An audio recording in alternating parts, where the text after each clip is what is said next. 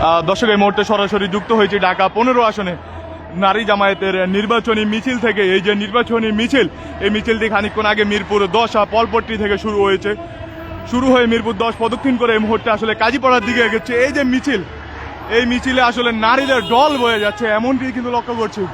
আসলে মিছিলের যেই শেষ সীমানা সেটি কিন্তু আসলে দেখা যাচ্ছে না।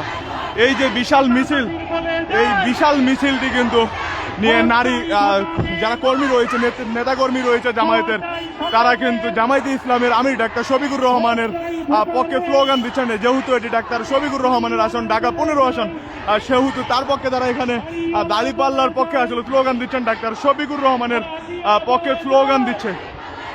এই যে মিছিলটি, এই মিছিলটির আসলে শেষ কিন্তু এখনো দেখা যাচ্ছে না। মিছিলটি কিন্তু, এই মিছিলে হাজার হাজার জামায়াতের নারী কর্মীর ঢল নেমেছে এমনটি কিন্তু আমরা লক্ষ্য করেছি। ঢাকা 15 আসনে জামায়াত ইসলামের আমিরের আসন যেটি রয়েছে, সেটিতে কিন্তু নারীদের এই নির্বাচনী মিছিল, বিশাল এক নির্বাচনী মিছিল কিন্তু তারা আজকে আয়োজন করেছে। এই মিছিল নিয়ে তারা ইতিমধ্যে বিভিন্ন ধরনের স্লোগান দিতে দিতে কিন্তু এগিয়ে যাচ্ছে। আমরা যেমনটি শুনেছি, তারা কিন্তু গোলামি না আজাদি, আপোষ না সংগ্রাম, এইসব আধিপত্যবাদ বিরোধী স্লোগানও তাদের মুখ থেকে শুনছি। এবং তারই সাথে দাঁড়িপাল্লার যে স্লোগান, সেটিও কিন্তু শোনা যাচ্ছে।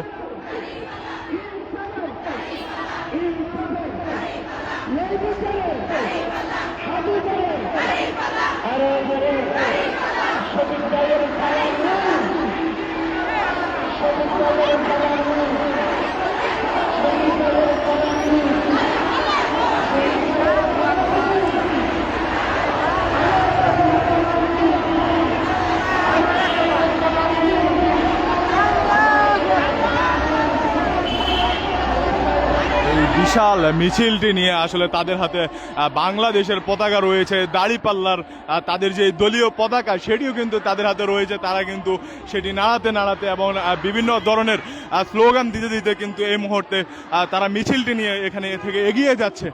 এবং তারা তারই সাথে কিন্তু দাঁড়িপাল্লার পক্ষে আসলে স্লোগান দিচ্ছে। যেহেতু ঢাকা 15 ডাক্তার শফিকুর রহমানের আসনে আজকের এই নির্বাচনী মিছিলটি তারা আয়োজন করেছে, সেই ক্ষেত্রে তারা কিন্তু ডাক্তার শফিকুর রহমানের পক্ষে, দাঁড়িপাল্লার পক্ষে আসলে ভোট চাচ্ছেন এবং স্লোগান দিচ্ছেন।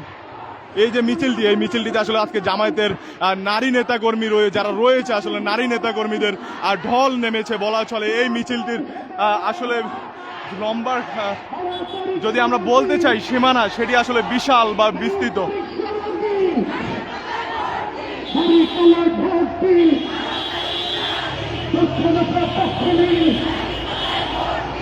এবং এই মিছিলকে ঘিরে কিন্তু আইন শৃঙ্খলা রক্ষাকারী বাহিনীরও কঠোর অবস্থান আমরা লক্ষ্য করেছি।